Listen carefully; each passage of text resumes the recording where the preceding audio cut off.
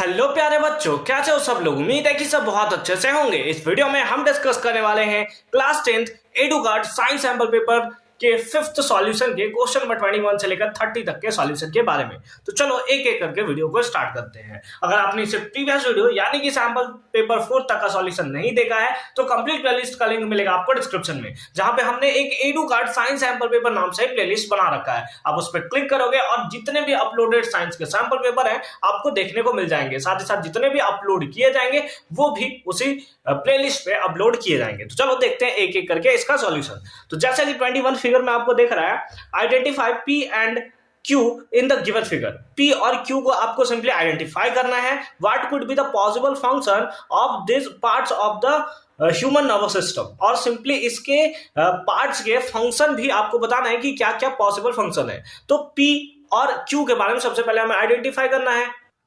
तो अगर आप फिगर देखो तो सिंपली बता सकते हो कि P जो होगा वो क्या होगा, ये सिंपली आपको क्रैनियम देखने को मिल रहा है। और Q के बारे में आप क्या बोल सकते हो कि ये आपका है, एक सेकेंड मैं स्पेलिंग भूल गया यार, वर्टेब्रल, हाँ वर्टेबुलर कॉलम। ठीक है, ये आपको देखने को मिलेगा, है ना। अगर आपने मतलब जो क्या होता है कि लाइक स्कल का बहुत अच्छे से फिगर देख रखा होगा तो ये आप आराम से बता सकते हो कि पी आपका क्रैनियम होगा और क्यू आपका वर्टेबल कॉलम होगा। कॉलम ऐसे होता है ना, कॉलम। ठीक है, अब आपको फंक्शन बताना है। ठीक है, तो फंक्शन ऑफ सबसे पहले हम लोग देखते हैं पी का फंक्शन क्या होता है। तो ये एक्चुअल में क्या होता है, एक बॉनी बॉक्स होता है। क्या होता है, दैट इज बॉनी बॉक्स होता है जो कि ब्रेन को प्रोटेक्ट करने का काम करता है किसी भी इंजरी से। क्या लिख सकते हैं, विच प्रोटेक्ट ब्रेन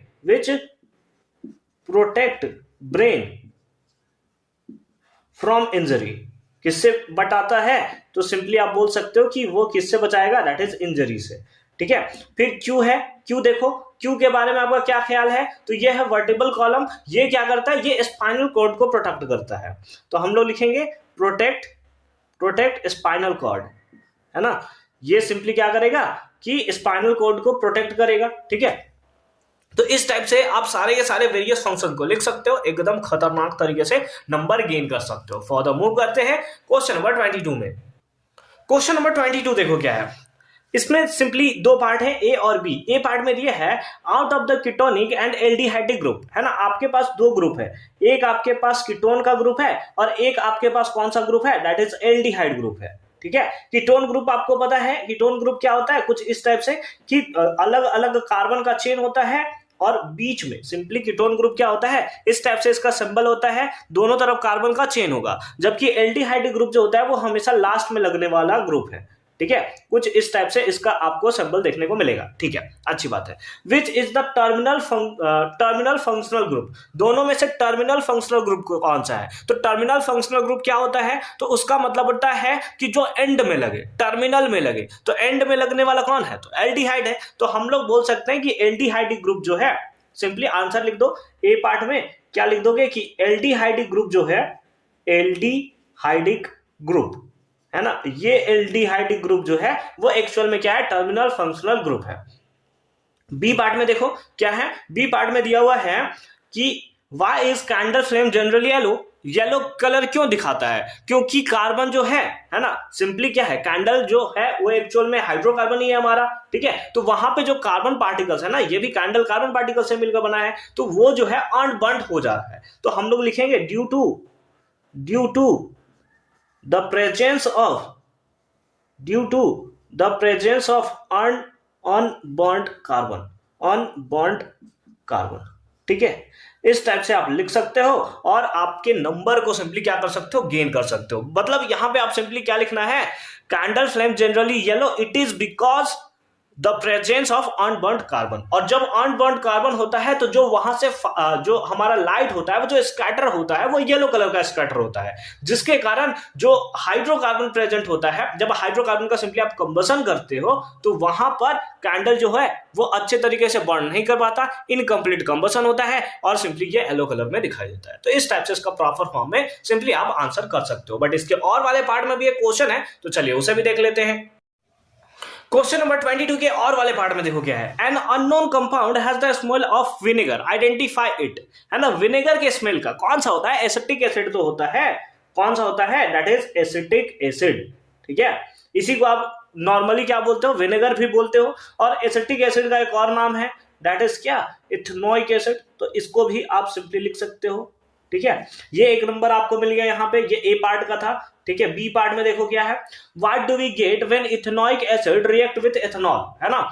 जब सिंपली हमारे पास इथेनोइक एसिड है, जब वो इथेनॉल के साथ रिएक्शन करेगा। इथेनोइक एसिड का फॉर्मूला बताओ, तो आप बोलोगे सर होता है CH3COOH, ये होता है इथेनोइक एसिड। उसके साथ जब इथेनॉल इसके साथ कंबाइन करेगा, यानी C2H5, है ना, एक सेकेंड, C2H5OH, ये क्या हो गया, that is ethanol. Ethanoic acid के साथ कौन रिएक्शन कर रहा है, इथेनॉल का रिएक्शन हो रहा है इन द प्रेजेंस ऑफ कौन सा, H2SO4, और वो भी कैसा, तो कॉन्सेंट्रेटेड। ये क्या करता है, तो ये डिहाइड्रेटिंग एजेंट होता है, यानी कि यहां से वाटर मॉलिक्यूल्स को हटाएगा। लाइक यहां पे हमारे पास OH है, यहां से H है, तो दोनों को बाहर कर दिया, तो OH और H आप सबको पता है H2O, और बाकी ये ग्रुप लिख दो, कितना है, CH3COOH तो बाहर निकल गया, इधर से OH बाहर निकल गया, इसको यहां पर ज्वाइन कर दो, तो ये हो जाएगा कितना, C2H5, और उसके साथ साथ क्या निकलेगा, H2O बाहर निकलेगा। तो ये आपका कौन सा है, इथेनोइक एसिड है, ये आपका इथेनॉल है। और ये क्या है, इसके बारे में हमने सिंपली आपको क्या रखा था कि जो हमने कम्युनिटी पोस्ट पे सिंपली अपलोड करते रहते हैं क्वेश्चन, उसमें भी मैंने आपको बता रखा था कि ये एक्चुअल में क्या है, इथाइल इथेनॉट, है ना, इथाइल इथेनॉट, है ना, जिसको आप सिंपली प्यार से क्या बोलते हो, एस्टर बोलते हो। और इस प्रोसेस का नाम क्या है, दैट इज एस्टरिफिकेशन। तो कितने सारे डेटा हमने इसके बारे में याद कर लिए। ठीक है, आपको सिंपली सब कुछ याद कर लेना है। ठीक है, सब कुछ याद कर लेना, कुछ भी नहीं जोड़ना है, कहां से क्वेश्चन आ जाए ना, ये जो हमारा पैटर्न चेंज हुआ है ना, उसमें आपको थोड़ा सा डिफिकल्टी देखने को मिल सकता है कि क्वेश्चन जो है कहीं से भी पूछे जा रहे हैं। पूरे बुक आपको दे दिया गया है, आपके पास बुक पड़ा हुआ है, सब पढ़ लो, एकदम कुछ भी मत छोड़ो, क्योंकि क्वेश्चंस कहीं से भी आ सकता है। इसीलिए यहां पर सैंपल पेपर का इज्जत जो है और बढ़ जाता है। आप ओसवाल के भी सैंपल से पेपर सॉल्व करो, आप अरिहंत के भी सॉल्व करो, एडुकार्ड के तो मैं सॉल्व करा रहा हूं, बहुत जल्दी मैं ट्राई करूंगा कि अरिहंत और हम क्या बोलते हैं ओसवाल के भी सैंपल पेपर सॉल्व करें। फिलहाल हम लोग मूव करते हैं क्वेश्चन नंबर 23 में। क्वेश्चन नंबर 23 देखो क्या है, observe the image given below and explain what is depicted, है ना। यहाँ पे आपको जो फिगर दिख रहा है, सिंपली इसको आपको अच्छे तरीके से ऑब्जर्व करना है, और फिर उसके बाद डिपिक्ट करना है, उसके साथ साथ की एक्सप्लेन करना है कि आपने क्या डिपिक्ट किया। ठीक है, चलो अच्छी बात है। तो ये सिंपली कौन सा चैप्टर का है, तो ह्यूमन आई चैप्टर का सिंपली हमें देखने को मिल रहा है। और इससे रिलेटेड क्वेश्चंस आपके प्री बोर्ड में मेरे को जहां तक लगता है आ ही होंगे। ये सिंपली एक्चुअल में क्या है कि सनसेट और सनराइज के, है ना, सनसेट के 2 मिनट बाद और सनराइज के 2 मिनट पहले हमें सूर्य जो है वो क्यों दिखाई देने लगता है, सिंपली यही क्वेश्चन है। ठीक है, तो रीजन क्या होता है, अगर हम लोग बात करें तो सिंपली लिख सकते हैं ड्यू टू एटमॉस्फेरिक रिफ्रैक्शन, है ना। किसके कारण, तो सिंपली हम लोग बोल सकते हैं किसके कारण, दैट इज एटमॉस्फेरिक रिफ्रैक्शन। ठीक है, तो ये इसके कारण सिंपली हमें क्या हो रहा है कि हॉरिजॉन से नीचे जाने के बाद, यानी कि जितना हमारा सिंपली हम लोग का एक व्यू होता है देखने का, उससे अगर ये नीचे भी चला गया है सन, बट फिर भी ये हमें ऊपर दिखा देता है। क्यों, क्योंकि एटमॉस्फेरिक रिफ्रैक्शन के कारण। ठीक है, रीजन समझो क्या है कि सन जो है ये सिंपली बहुत दूर है। ठीक है, या सन से छोड़ो, अभी देखो, अभी इसको ऐसे समझो। ठीक है, जैसे आपका एक्चुअल में क्या है, एक रे ऑफ लाइट ऐसे आ रहा है, तो आपको पता है कि ऊपर वाला पार्ट जिधर सन है, उधर जहां पे सन है उधर आपका क्या है, डेंसर सॉरी रेयरर मीडियम है।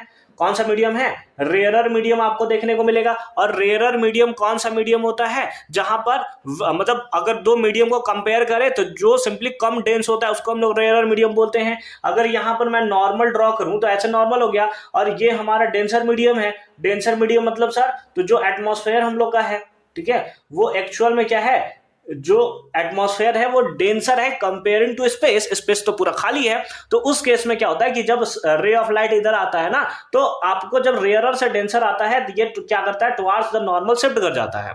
तो एक्चुअल में जब कोई एब्जॉर्ब करेगा, लेट अस सपोज कोई यहां से एब्जॉर्ब कर रहा है कोई, तो उसको क्या लगेगा कि रे ऑफ लाइट यहां से ना आकर ये इधर से स्ट्रेट लाइन से आ रहा है, और ये जो सन यहां था, अब वो सन लगेगा कि वो कहां है, दैट इज यहां है। और सेम केस यहां होता है कि जब ये यहां से आता है तो ये सिंपली क्या आता है, एटमॉस्फेयर में आकर बेंट हो जाता है, जिसके कारण ये लगता है कि सन कहां है, यहां पे है। तो इसका तो सिंपल फॉर्म में आप आंसर कर सकते हो। आई होप कि जितना भी कॉन्सेप्ट था मैंने आपको अच्छे तरीके से क्लियर कर रखा। ठीक है, चलो इसके और वाले पार्ट में भी एक क्वेश्चन है, तो चलो उसे भी देख लेते हैं। तो 23 के और वाले पार्ट में देखो क्या है, which defect is shown in the given figure, है ना, किस टाइप्स का ये डिफेक्ट आपको दिख रहा है, तो सिंपली क्या है, रेटिना से पीछे बन रहा है, तो ये सिंपली क्या होता है, हाइपरमेट्रोपिया। कौन सा होता है, हाइपरमेट्रोपिया, ठीक है, हाइपरमेट्रोपिया। ये तो सिंपल फॉर्म में हमें देखने को मिल रहा है। और उसके बाद क्या दिया है, द करेक्शन मेथड, अच्छा ठीक है, तो ये भी लिख दो, करेक्टेड बाई किसके थ्रू हाइपरमेट्रोपिया को किया जाता है, तो कॉन्वेक्स लेंस, है ना, कॉन्वेक्स लेंस। मैंने इससे पहले वाले वीडियो में भी आपको बता रखा है कि मैं कैसे याद करता हूं, दैट इज मायोपिया, है ना, क्या लिख रहा हूं मैं यार, है ना, ऐसा कुछ होता है ना, मायोपिया ऐसे होता है यार, मैं स्पेलिंग भूल गया हूं, ठीक है जो भी होता है अभी के लिए सिर्फ मान लोगे। देखो मायोपिया होता है तो ये किससे स्टार्ट है, तो एम से स्टार्ट है, और इसके लिए हम लोग किसका यूज करते हैं, दैट इज कॉन्केव लेंस। तो इसको मैंने याद रखा है, दोनों का मिक्सचर, दैट इज मूव, है ना, मूव से ओव से कहीं ना कहीं कनकेव वाला फीलिंग आता है, और एम से मायोपिया, ठीक है। तो यहां पर, और वो सिंपली कहां बनता है, आगे फ्रंट में बनता है। रीजन क्या है कि मायोपिया और हाइपरमेट्रोपिया में बड़ा लेंथ का कौन है, ये बड़ा लेंथ का है, यानी कि ये बड़ा लेंथ होगा, और ये छोटू लेंथ का है तो ये छोटू होगा, ठीक है। ऐसे मतलब मेरा याद करने का तरीका है, बाकी आप कैसे याद करते हो वो आप पे डिपेंड करता है, ठीक है। फिलहाल फर्दर मूव करते हैं क्वेश्चन नंबर 24 में, और उसका भी सॉल्यूशन देखते हैं। क्वेश्चन नंबर 24 देखो क्या है, 24 में दिया है, study the given date and answer, data लिखना चाहिए था वहां पे शायद, ठीक है, and answer the question following the data, ठीक है। अच्छा ठीक है, अच्छी बात है। पेरेंटल प्लांट्स क्रॉस फर्टिलाइज, है ना, क्रॉस फर्टिलाइज किया जाता है, and seeds collected F1 first generation of screen, F2 of offspring of self pollination of F3 male gametes always bear a red flower, ठीक है। क्या है, female parent always had white flower, ठीक है, female parent always have white flower, ठीक है, अच्छी बात है। ये ना थोड़ा सा इसका जो इंग्लिश का बोलने का तरीका ना वो खतरनाक रखा है, मतलब कभी कभी समझ में भी नहीं आता है, ठीक है। देखो आगे चलो, देखो क्या है, bear red flower, female parents always have the white flower, ठीक है। अब यहाँ पे उसको फुल स्टॉप या कॉमा लगाना चाहिए था, लेकिन नहीं लगाया है। 330 सीड्स सोन, अच्छा टोटल कितना, 330 सीड जो है वो सोन किया जाता है, ठीक है। Red flower and 11 seeds give the plant with white flower. देखो किस टाइप का मतलब खतरनाक इंग्लिश लिखा है भाई, या डर गया मैं। बस लास्ट वाले से मुझे कुछ समझ आ रहा है कि 11 सीड्स जो है टोटल 330 सीड्स है ना, इतना सीड्स जो है वो सिंपली हमें क्या देखने को मिल रहा है, टोटल में देखने को मिल रहा है, ठीक है, अच्छी बात है। एंड रेड फ्लावर, ठीक है, 11 seeds give plant with white flower, जिसमें 11 जो है वो सिंपली कैसा मिलता है, व्हाइट फ्लावर, और बाकी बचा हुआ कौन सा होगा, दैट इज रेड फ्लावर। तो अगर हम लोग यहाँ रफली दिखें तो 219 कैसा देखने को मिलेगा, रेड फ्लावर देखने को मिलेगा। इससे हमें पता चलता है कि रेड फ्लावर जो है वो डोमिनेंट है। क्या रेड फ्लावर डोमिनेंट है, तो डोमिनेंट को आप कैसे शो करते हो, डोमिनेंट को सिंपली शो किया जाता है मतलब कैपिटल आर से, ठीक है। और व्हाइट फ्लावर को सिंपली आप कैसे शो करोगे, तो स्मॉल आर से, बस इसी का हमें स्मॉल फॉर्म देखने को मिलता है, ठीक है। अब इसके बेसिस पे क्वेश्चन है, ए पार्ट में देखो क्या है, ए पार्ट में दिया है what is the term for this type of cross, है ना, केवल सीड्स है तो सिंपली हम लोग बोलेंगे इसको क्या, मोनोहाइब्रिड क्रॉस। कौन सा होगा, मोनोहाइब्रिड क्रॉस। मोनोहाइब्रिड क्रॉस क्या होता है, जब कोई एक टाइप्स का वेरिएशन लिया जाता है, लाइक सीड्स का लिया गया है, उसके कलर चेंज के बेसिस पे, अगर सीड्स भी होता और उसका शेप भी होता, है ना, सीड्स का कलर भी होता, सीड्स का शेप भी होता, तो वो होता है डाई हाइब्रिड क्रॉस, क्योंकि दो कैरेक्टरिस्टिक्स को लिया गया है, यहां पर बस एक कैरेक्टरिस्टिक्स को लिया गया है। बी पार्ट में देखो क्या है, express the gene type of the parent, है ना, पेरेंट का जीन टाइप आपको सिंपली बताना है। तो पेरेंट का जीन टाइप क्या होगा, सिंपली अगर आप देखो तो सिंपली आपका क्या होगा, ये आर होगा और ये स्मॉल आर होगा, ठीक है। तो अगर आप देखो तो वो जो आप बॉक्स बनाकर बनाते थे, बॉक्स बनाकर सिंपली आप बनाओगे तो ये क्या निकलेगा, F1 जनरेशन आपको देखने को मिलेगा, है ना, F1 जनरेशन, है ना, इस टाइप से कुछ, ठीक है। यहां पर कैपिटल आर होगा, यहां एक सेकेंड मैं थोड़ा सा कुछ गलती कर रहा हूं, एक और बॉक्स बना लेना चाहिए हमें, इधर स्मॉल आर रख दो, इधर कैपिटल आर और कैपिटल आर रख दो, ठीक है। ये किस जनरेशन के बारे में बात हो रहा है, तो सिंपली F1 जनरेशन के बारे में, ठीक है। तो चलो यहाँ पे क्या बनेगा, कैपिटल आर स्मॉल आर, फिर कैपिटल आर स्मॉल आर, फिर कैपिटल आर स्मॉल आर और कैपिटल आर स्मॉल आर। इससे पता चलता है कि F1 जनरेशन में केवल और केवल कैपिटल आर और स्मॉल आर का फॉर्मेशन हो रहा है। तो इस बेसिस पे हमें क्या दिया है, पेरेंट का जीन बताना था, हमने यहां पर ए पार्ट में, है ना, सेकेंड के फर्स्ट पार्ट में हमने बता दिया, ठीक है। फिर उसके बाद है F1 प्रोजनी का भी जीनोटाइप बताना है, तो सेकेंड पार्ट में आप क्या लिख दोगे कि F1 प्रोजनी का जो जीनोटाइप है वो कैपिटल आर स्मॉल आर है ना, सारा का तो सारा वही देखने को मिल रहा है। और जीनोटाइप बताना है, फिनोटाइप आपको नहीं बताना है कि फिजिकल कैसा है ना, फिजिकल अपीयरेंस कैसा है, अदरवाइज सारे के सारे कैसे हैं, रेड है, ठीक है, सारे के सारे रेड देखने को मिलेंगे। अब F2 जनरेशन देखना है, तो F2 जनरेशन में सिंपली आपका क्या होगा, ठीक है। चलो फिलहाल इसको मिटा देते हैं, है ना। F2 जनरेशन के बारे में अब आपसे पूछ रहा है, चलो ये किसके लिए था, ये था आपका सिंपली F1 जनरेशन के लिए, थर्ड पार्ट F2 जनरेशन के लिए। तो F2 जनरेशन के लिए तो हमें करना पड़ेगा, इसको ऐसे लिखते हैं स्मॉल आर, ठीक है। अब F2 जनरेशन के लिए अगेन आपको ये एक बॉक्स बनाना पड़ेगा और इसमें सिंपली आपको डिनोट करना पड़ेगा, ठीक है, ऐसा है और ऐसा है, ठीक है। देखो ये क्या हो गया, F2 जनरेशन हो गया, तो ये क्या हो गया, कैपिटल आर स्मॉल आर, और इधर भी हो गया कैपिटल आर स्मॉल आर, क्योंकि हमारा तो F1 जनरेशन में केवल एक ही टाइप का वेरिएशन देखने को मिल रहा है, कैपिटल आर स्मॉल आर। तो इन्हीं लोग सिंपली क्या करेगा, क्रॉस करेगा, तो सिंपली यहाँ पे क्या क्या मिलेगा, कैपिटल आर, यहाँ पे मिलेगा कैपिटल आर स्मॉल आर, यहाँ पर भी मिलेगा कैपिटल आर स्मॉल आर, और यहाँ पर मिलेगा स्मॉल आर। तो हमसे क्वेश्चन क्या पूछा था, जीनोटाइप लिखना था F2 प्रोजनी का। तो देखो एक तो आपको मिलेगा कैपिटल आर, फिर दो आपको मिलेगा कैपिटल आर स्मॉल आर, और एक आपको मिलेगा small R, and that is the right answer of this question, ठीक है। बस हालांकि लिखना नहीं है कि कितना नंबर में मिला, जैसे 1:2:1 सिंपली आपने पढ़ रखा होगा, ठीक है। बट यहाँ पे ये नंबर के बारे में नहीं पूछा, बस जीनोटाइप पूछा है कि कितने टाइप्स के जीनोटाइप आपको देखने को मिलेंगे। तो हमें इस टाइप से 3 टाइप के जीनोटाइप किसमें मिलेंगे, दैट इज F2 जनरेशन में, ठीक है। चलो आई होप कि ये कॉन्सेप्ट भी आपका बहुत अच्छे तरीके से क्लियर हुआ होगा। फर्दर मूव करते हैं क्वेश्चन नंबर 25 में और उसका भी सॉल्यूशन देखते हैं। क्वेश्चन नंबर 25 देखो क्या है, a housewife requested that her home be painted white, है ना। एक हाउसवाइफ है जो एकदम सिंपली क्या करती है, अपने मन में रिक्वेस्ट करती है, मतलब मन में रिक्वेस्ट नहीं करती है, मतलब अपने वाइफ अपने हस्बैंड से सिंपली की होगी रिक्वेस्ट की, वो उसको अपने घर को कैसा पेंट करवाना है, व्हाइट पेंट करवाना है। In 30 litre of water see dissolve 10 kg of quick lime, है ना। क्विक लाइम को ऐड करती है कितना, 10 kg 30 लीटर के पानी में, है ना। Lime that she had purchase from the market, जिसको वो मार्केट से खरीद रही होती है, और नीचे फिगर आपको देखने को मिल रहा है। Even though the water was not being heated, है ना, वो वाटर हीट भी नहीं होता है। She notice that she began to boil, वो बॉयल करना शुरू कर दिया, ठीक है। Explain why she made the observation, ठीक है। तो सिंपली आपको बताना है कि ऐसा क्यों होता है, ठीक है, ऐसा उसने क्यों ऑब्जर्व किया। Name the product produced and right the corresponding equation, ठीक है। तो ये तो बहुत ही सिंपल सा क्वेश्चन है भाई, ये क्यों ऐसा सिंपली हो रहा है, तो इसका रीजन है due to it is a exothermic reaction. कैसा रिएक्शन है, तो एक्सोथर्मिक रिएक्शन है। आप एकदम सिंपल फॉर्म में इसको बनाकर तो लिख ही सकते हो। तो ये सिंपली कैसा है, दैट इज एक्सोथर्मिक रिएक्शन है, इसीलिए वो बिना हीट हुए, है ना, क्योंकि वो हीट भी नहीं हो रहा है, लेकिन वो स्टार्टिंग बॉयल करना स्टार्ट कर रहा है। क्योंकि जैसे ही आप लाइम को, है ना, क्विक लाइम को अगर आप वाटर में मिक्स करते हो तो रिएक्शन खतरनाक तरीके से एक्सोथर्मिक रिएक्शन होता है, ठीक है।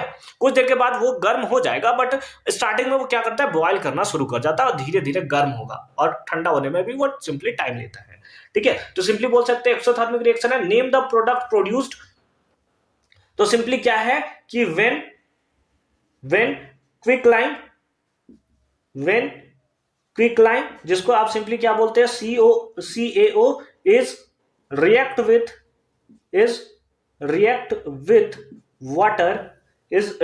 With water H2O, then it gives slacked line, है ना। तो वो सिंपली क्या करता है, स्लेक्ट लाइन का फॉर्मेशन करता है, और स्लेक्ट लाइन का फॉर्मूला क्या होता है, तो सिंपली ये हमें देखने को मिलेगा CaOH का होल ट्वाइस, है ना। Then it gives slaked lime CaOH का whole twice along with heat, है ना, उसके साथ साथ ये हीट प्रोड्यूस करेगा। ठीक है। राइट द कॉरस्पॉन्डिंग इक्वेशन, उसके साथ साथ इक्वेशन आपको लिखना है। तो ये है कैल्शियम ऑक्साइड, दैट इज, इसको हम लोग क्या बोलते हैं, क्विकलाइम। जब इसको आप वाटर में ऐड करते हो तो वाटर में ऐड करने के बाद ये बन जाता है CaOH का होल ट्वाइस, तो ये हो गया आपका क्विकलाइम, ये हो गया क्विकलाइम। और इसको आप क्या बोलते हो, सिंपली बोलते हो स्लेक्ड लाइम, है ना, स्लेक्ड लाइम, ठीक है। और उसके साथ साथ तो आपको पता ही है कि क्या निकलेगा, तो सिंपली ये हिट का प्रोडक्शन होगा। तो इस बेसिस पे आप इसका प्रॉपर फॉर्म में आंसर को दे सकते हो, ठीक है। चलो फर्दर मूव करते हैं क्वेश्चन नंबर 26 में और उसका भी सॉल्यूशन देखते हैं। क्वेश्चन नंबर 26 देखो क्या है। इन एन इलेक्ट्रिक हीटर, एक इलेक्ट्रिक हीटर होता है, ठीक है, which draw a current of 4 ampere, है ना। ये सिंपली करंट कितना लेता है, तो 4 एम्पियर ये ड्रॉ करता है, ठीक है, अच्छी बात है। फ्रॉम द सोर्स, ठीक है, अच्छी बात है। The potential difference between the terminal is 60 volt, और उसके साथ साथ पोटेंशियल डिफरेंस आपका दिया हुआ है, कितना दिया है, 60 वोल्ट आपको दिया हुआ है, ठीक है। If the potential difference is increased to 120, है ना, 120 वोल्ट, अगर फिर से पोटेंशियल डिफरेंस को इंक्रीज कर दिया जाए कितना, 120 वोल्ट तक, then what will be the current that the heater will draw from the source. तो सिंपली कितना करंट हमें ड्रॉ होते हुए देखने को मिलेगा सोर्स से, ठीक है। तो उसके लिए सबसे पहले आपको वायर का रेसिस्टेंस निकालना होगा, ताकि आप रेसिस्टेंस निकाल लो, ठीक है। उसके बाद वोल्टेज को तो आगे पीछे कर ही सकते हैं, तो सबसे पहला हमारा काम क्या रहेगा, रेसिस्टेंस को निकालना। और आप ओम्स लॉ के अकॉर्डिंग जानते हो V इक्वल्स टू IR होता है, क्या होता है, V equals to I into R। तो सिंपली आपको क्या निकालना है, R निकालना है। तो R इक्वल्स टू मल्टीप्लाई में इधर आया तो सिंपली किस में आ जाएगा, डिवाइड में, ठीक है। तो R is equals to V कितना दिया है, दैट इज 60, है ना, ये R, और डिवाइड बाई I कितना दिया है, दैट इज 4, डिवाइड कर दोगे तो कितना आ जाएगा, 15। तो इस बेसिस पे आप R लिख सकते हो कितना, दैट इज 15 ओम, कितना, 15 ओम। नाउ ठीक है, 15 ओम आ गया। अब आपको जो वोल्टेज दिया हुआ है ना, अब आपको जो वोल्टेज दिया है वो दिया है कि 120 वोल्टेज है, तो करंट कितना ड्रॉ होगा ये बताओ हमें, ठीक है। तो वोल्टेज आपको दिया है 120 वोल्ट। अगेन अब आप फॉर्मूला लगा दो। नाउ आपको क्या निकालना है, करंट। तो सिंपली I इक्वल्स टू आप क्या लिख सकते हो, I इक्वल्स टू लिख सकते हो V बाई आर, क्या लिख सकते हो, V बाई आर, वही ओम्स लॉ के अकॉर्डिंग। तो I इक्वल्स टू I लिख दिया, है ना, I इक्वल्स टू V का वैल्यू कितना है, अब है 120, डिवाइडेड बाई R का वैल्यू कितना है, तो ये हमारे जो वायर का रेसिस्टेंस है वो है 50, कैंसिल कर दोगे तो 8 आ जाएगा। तो I इक्वल्स टू कितना आएगा, 8 ampere, and that is the right answer of this question, ठीक है। तो इस टाइप से बस आपको क्वेश्चन समझना है, कॉन्सेप्ट समझना है, और एक बार कॉन्सेप्ट आपने समझ लिया ना, एकदम तबाही मचेगा एग्जामिनेशन में, मैं बता रहा हूं, सच में एकदम तबाही मचाकर आ जाओगे आप, ठीक है। चलो ठीक है, उसके बाद फर्दर मूव करते हैं क्वेश्चन नंबर 27 में, जो कि है 3 मार्क्स के क्वेश्चन, ठीक है। यहां पर 2 मार्क्स के सारे क्वेश्चन जो है वो हो जाते हैं कंप्लीट। तो चलो एक एक करके उसका भी सॉल्यूशन देखते हैं। क्वेश्चन नंबर 27 देखो क्या है, आउटलाइन अ प्रोजेक्ट, एक प्रोजेक्ट आपको आउटलाइन करना है which aims to find the dominant coat colour in dogs, है ना, डॉग्स में जो डोमिनेंट कोड कलर होगा उसको फाइंड आउट करने के लिए, ठीक है।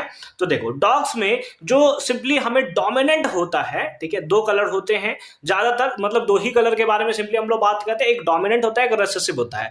डोमिनेंट के बारे में बात करें तो या तो वो ब्लैक होगा या तो ब्राउन होगा, ठीक है, वो डोमिनेंट कलर डॉग्स में हमें देखने को मिलता है, जबकि रिसेसिव होता है हमारा व्हाइट कलर, ठीक है। तो चलो उसके बेसिस पे अगर हम लोग प्रोजेक्ट आउटलाइन करना चाहे तो क्या करें, क्योंकि 3 मार्क्स के क्वेश्चन है तो इसका प्रॉपर फॉर्म में वर्डिंग भी आपको लिखना होगा, ठीक है। मैं आपको समझा देता हूं, बाकी तो आप लिख ही सकते हो, ठीक है। देखो क्या होगा, आपको ये पता है कि जो ब्लैक कलर है ना, ब्लैक कोट होगा, वो सिंपली कैसा होगा, डोमिनेंट होगा, और ब्लैक कोट है तो इसको हम लोग कैसे शो करेंगे, बी के थ्रू। ये कौन सा है, तो ये सिंपली आपको डोमिनेंट देखने को मिलेगा, ठीक है। और उसके साथ साथ व्हाइट कोट को हम लोग सिंपली यूज कर रहे हैं, तो व्हाइट कोट क्या होगा, जिसको हम लोग इसी के स्मॉल लेटर से शो करते हैं, तो स्मॉल बी, और ये कैसा होगा, दैट इज आप बोलोगे रेसेसिव, है ना, कैसा होता है, रेसेसिव, है ना, कैसे लिखा जाता है भाई, रेसेसिव, है ना, एक सी होता है, जो भी होता है रेसेसिव, हाँ ऐसा सही लग रहा है हमें, जो भी होगा आप उसको सिंपली ठीक कर लोगे, ठीक है। ये आपका रेसेसिव हो गया। अब इसके लिए आपको क्या करना है, आउटलाइन द प्रोजेक्ट, हाँ वही F1 जनरेशन F2 जनरेशन आपको सिंपली करना है। तो पेरेंट आपका कौन सा होगा, तो पेरेंट आपका होगा बी, है ना, ये आपका क्या है, पेरेंट है, पेरेंट है, बीबी और क्या स्मॉल बीबी, ठीक है, इस टाइप से हमें देखने को मिलेगा। तो एक तरफ आपको क्या मिलेगा, कैपिटल बी, और एक तरफ आपको क्या मिलेगा, दैट इज स्मॉल बी, ठीक है, इस टाइप से आपको देखने को मिलेगा, ठीक है।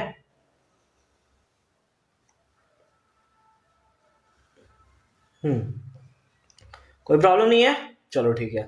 अब इसके लिए अभी कुछ देर पहले हमने आउटलाइन ड्रॉ किया था, बस वही आपको यहां पे ड्रॉ करना है। क्या है, कैपिटल बी स्मॉल बी, फिर कैपिटल बी स्मॉल बी, या फिर कैपिटल बी स्मॉल बी, और यहां पर हमारे पास क्या है, कैपिटल बी स्मॉल बी, ठीक है। ये इस टाइप से आपको देखने को मिलेगा। यानी कि F1 जनरेशन में अगर आप ड्रॉ करो तो F1 जनरेशन में आपको सिंपली क्या देखने को मिलेगा, ऑल ब्लैक कोट, है ना, ऑल ब्लैक कोट, ठीक है, ये आपको सिंपली देखने को मिलेगा, ठीक है, कोई दिक्कत नहीं है यहाँ पे। इसी को चीज को आप वर्डिंग फॉर्म में लिख सकते हो, ठीक है। और उसके साथ साथ अब हमारे पास, ठीक है, अब हमारे पास F2 जनरेशन भी बनाना होगा। ये तो कौन सा जनरेशन है, दैट इज F1 जनरेशन हो गया। F2 जनरेशन में क्या करोगे, तो इस केस में जो पेरेंट होंगे ना, F2 जनरेशन के लिए अगर हम लोग बात करें तो जो पेरेंट होंगे ना वो आपके कौन से होंगे, that is capital B small B, और दूसरा भी कितना होगा, that is capital B small B,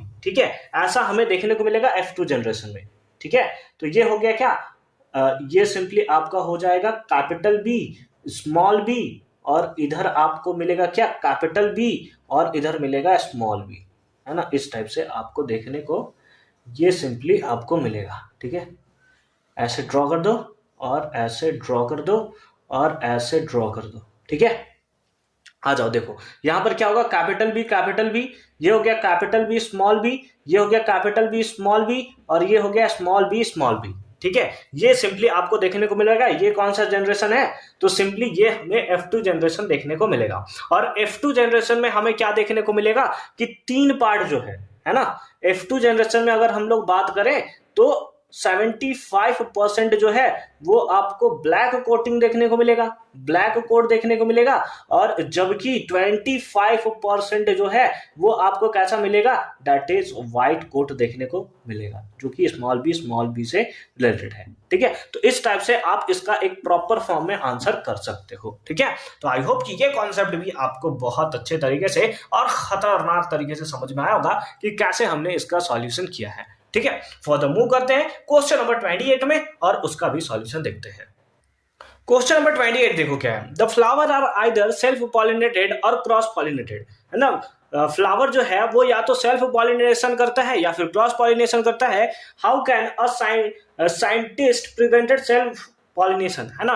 अगर आपको सेल्फ पॉलिनेशन को प्रिवेंट करना है तो आप कैसे साइंटिफिक तरीके से इसको सिंपली प्रिवेंट करोगे, so it with the help of A diagram, और उसके साथ साथ एक डायग्राम के हेल्प से भी आपको सिंपली इसको बताना है, ठीक है। तो सिंपली हमारे पास एक प्रोसेस होता है जिसको हम लोग बोलते हैं इमैस्कुलेशन, है ना। उस बेसिस पे हम लोग सिंपली इसको कर सकते हैं प्रिवेंट। इसमें क्या होता है कि जो हमारे पास जो मेल पार्ट है, ठीक है, या जो हम लोग बोल सकते हैं कि मेल और फीमेल, यानी कि उसका जो रिप्रोडक्टिव पार्ट्स है उसको सिंपली हम लोग क्या कर सकते हैं, केयरफुली रिमूव कर सकते हैं। देखो क्या है, it is prevented by the process of the emasculation, है ना।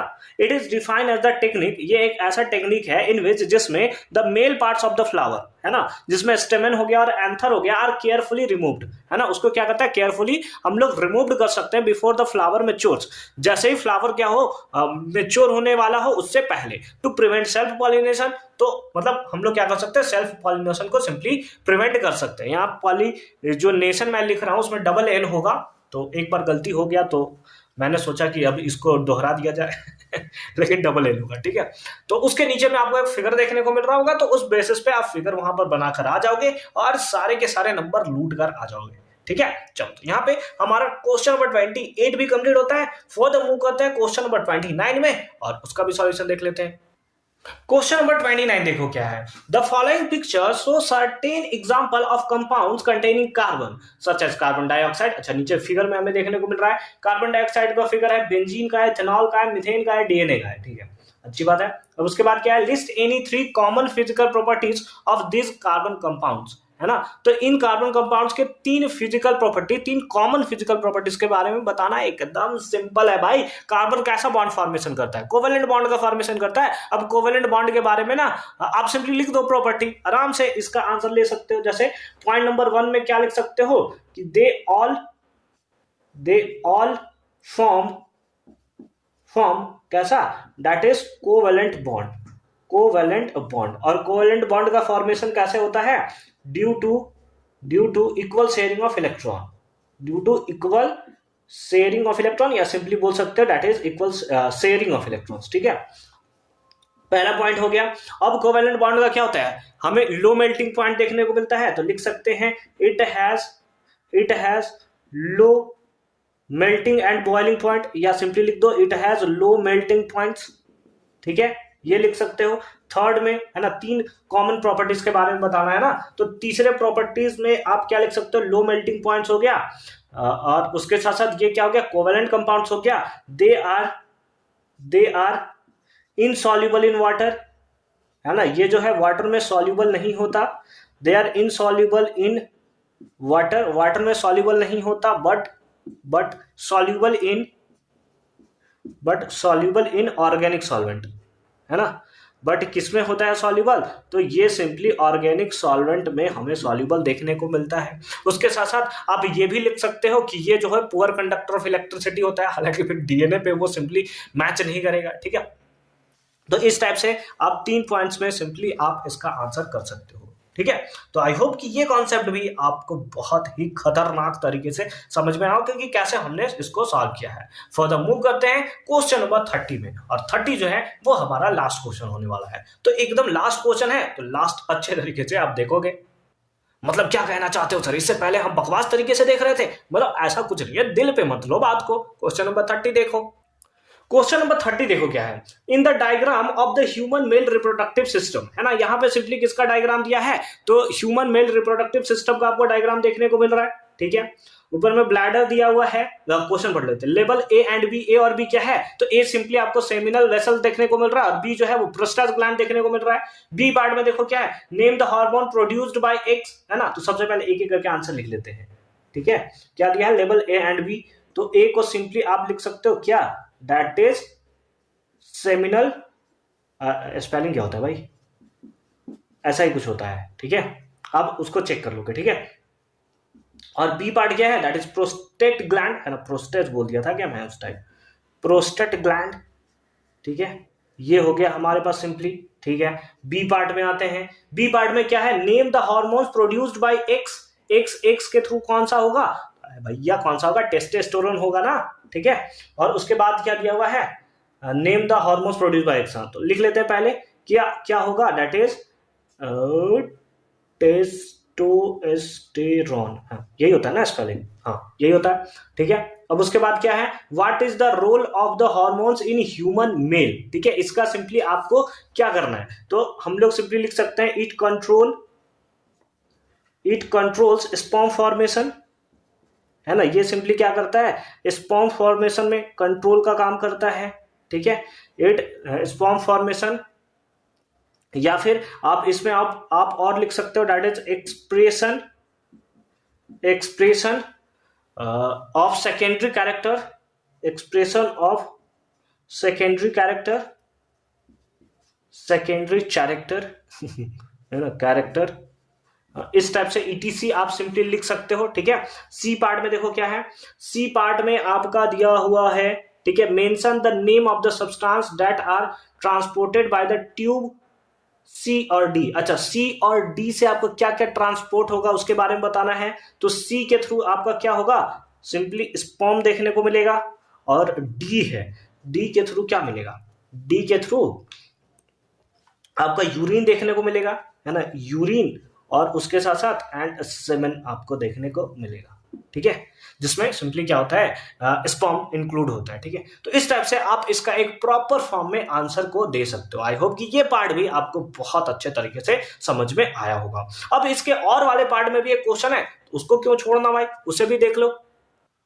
और वाले पार्ट में देखो 30 का क्या है, तो सिंपली दिया है फाइंड द पार्ट, ठीक है, that are incorrectly labelled on the given diagram. ठीक है, मेल जर्म सेल्स, ठीक है।